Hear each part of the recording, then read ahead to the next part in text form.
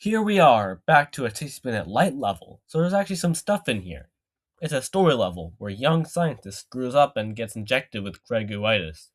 So in this guy, we have our first returning object in the green bacterium. These guys were major players in the last level, but not so much here. They mainly serve a supporting role, with the red blood cells being where you go after in the level, since they spawn really fast and there are a lot of them. Red blood cells don't vary in size, and you start at 7 micrometers, less than the finishing size of the second level, but a significant increase from the starting size of it. But the ultimate goal of this level is 30 micrometers, or 28 if you're on mobile, by eating white blood cells, who do not range in size initially until eating green bacterium. They are 15.7 micrometers, and there can only be a maximum of 4 on the screen at a time. The green bacterium damage you if you're smaller than them, and the white blood cells kill you.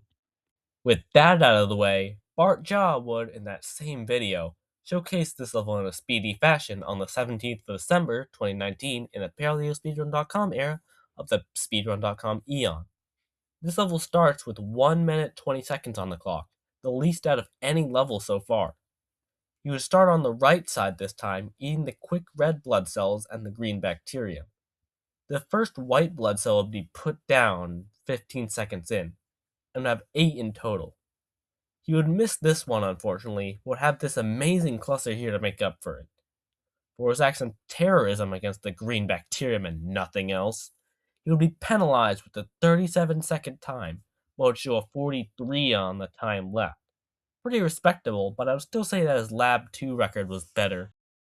Now, see if you've heard this before. This only applies to people who have seen Lab 2 record progression.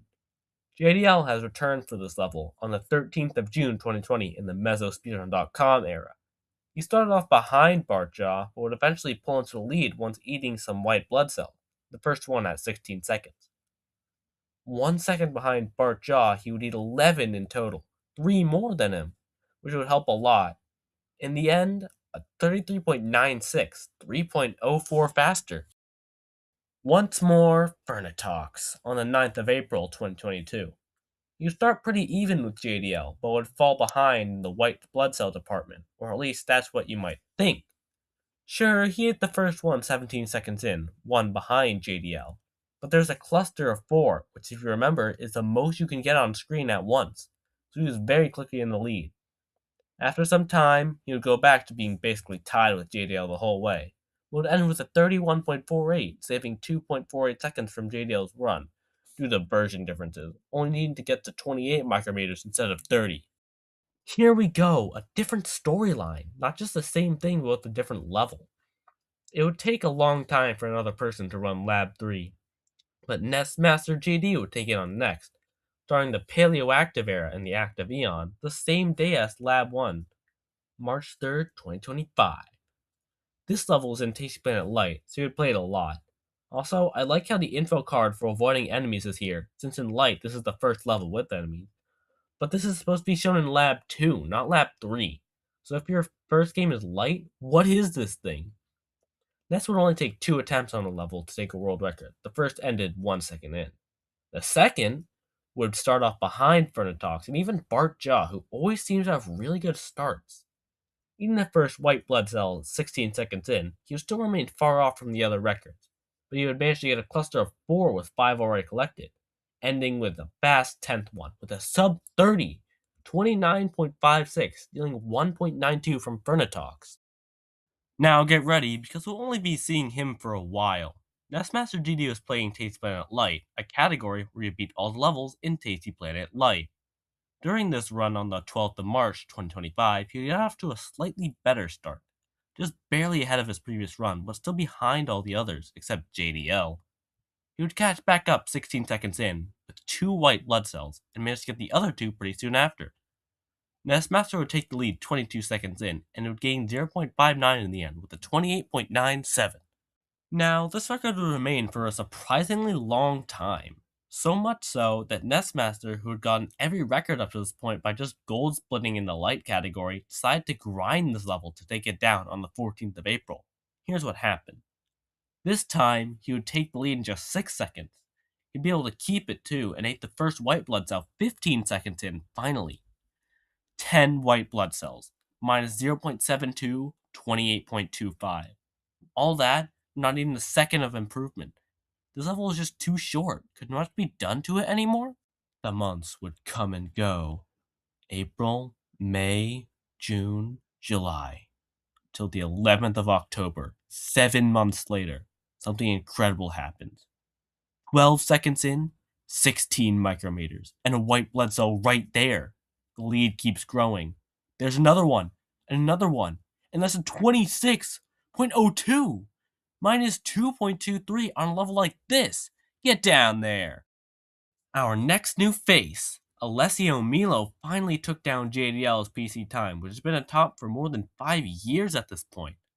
On the 17th of November 2025 in the Paleoactive era, Alessio would be next to Nestmaster's PV for a while, before dropping off at the 15-second mark, getting the first white blood cell 3 seconds slower. Alessio missed a white blood cell here and would reach 28 micrometers at 28 seconds, 2 seconds slower. 10 eaten in total and a new PC record with a 31.85 minus 2.11 seconds.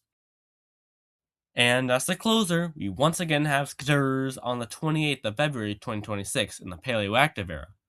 I swear, Lapwood has the same combination of Bartjaw, then JDL, then some guy who played one level, then Furnatalks, Nestmaster JD, and ending with Skitters.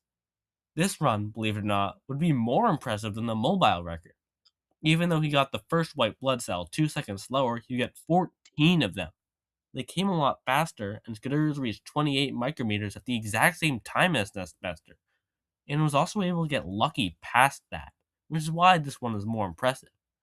This time was at 30.03, so close to something great, minus 1.82 from Alessio. But that's where every Lab 3 record stands to, oh, hey little guy, what are you doing? Oh, our second new character this episode, and quite a formidable one.